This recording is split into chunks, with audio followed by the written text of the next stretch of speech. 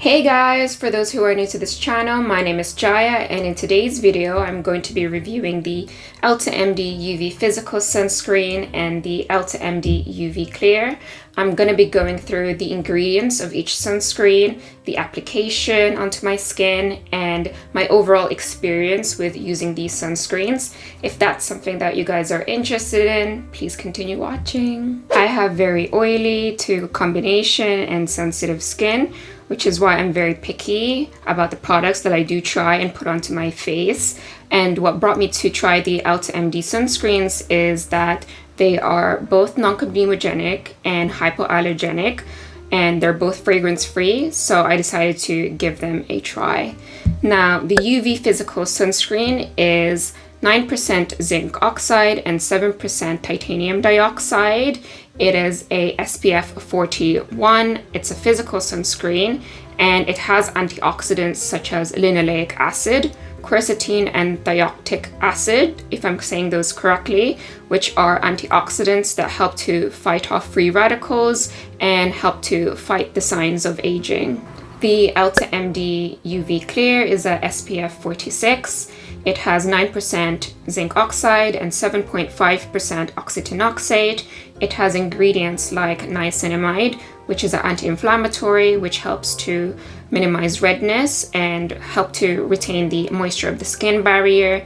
It also has sodium hyaluronate, which is a humectant that attracts moisture and helps to restore the suppleness of the skin. It has vitamin E, which is an antioxidant, which helps to fight free radicals and again fight the signs of aging. In terms of texture, I did get both sunscreens as the tinted version, and with the UV Physical you get a bit more of a brown moussey texture, and with the UV Clear you get a bit more of a watery consistency. I love the texture of both, however, I do have a bit more of a preference with the UV Clear because I do find that the watery consistency of this just helps to ensure that the product glides to all areas of your face, whereas the mousse texture, for me, it's a bit more of a funny texture. It's not something I'm quite used to, and I find that it's a little bit difficult to apply it onto the face and make sure that it's going in the areas that you want it to. Now, in terms of my experience with using these sunscreens, I did find that both were non-irritating for my sensitive skin. I didn't experience any breakouts from both of them, and I think the color of the tint for my skin tone was great. However, for my application for the UV Physical Sunscreen, I did experience a lot of pilling. Now, when I applied it onto my skin, I would just get these kind of clumps and parts of brown that I just had to wipe off on a piece of toilet tissue because I just could not deal with the pilling of this whatsoever. And when I would wear it underneath makeup, it definitely pilled even more. So it was just not a good experience in terms of how this applied onto my face. Now, with the UV Clear, I did not get any pilling whatsoever. This applied onto my skin beautifully and it sank into my skin really well.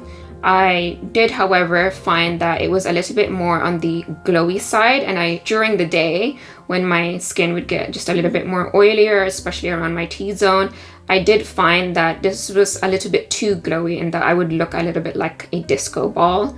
So that was a little bit of a letdown as well. However, if you're someone who really likes kind of the glowy look, you might find the glowiness of this to be right for you. However, for me, for my oily to combination skin, I don't think it's something I'd use on a day-to-day basis. Overall, I won't be purchasing these sunscreens again. I do find that there are just better sunscreens out there, such as the Hero Force Shield sunscreens, which is my go-to favorite everyday sunscreens right now. I do prefer my sunscreens to be a bit more on the mattifying side and not to leave my skin with such a kind of strong glow, which is the issue I had with the EltaMD UV Clear. And I preferably, of course, want my sunscreen not to pill, and I want it to sit well with the makeup that I'm using, which is the issue that I had with the UV Physical sunscreen. So yeah, overall, I just don't think I'll be buying these sunscreens again.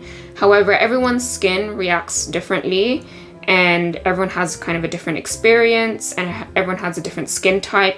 What I've mentioned in this video is just my personal opinion, and it's my personal experiences. I really hope you guys enjoyed watching this video. I hope that you found the information in this video very useful, and if you did enjoy watching, please make sure you give it a big thumbs up. Thank you guys so much for tuning in. I love you so much, and I'll see you next week. Crush.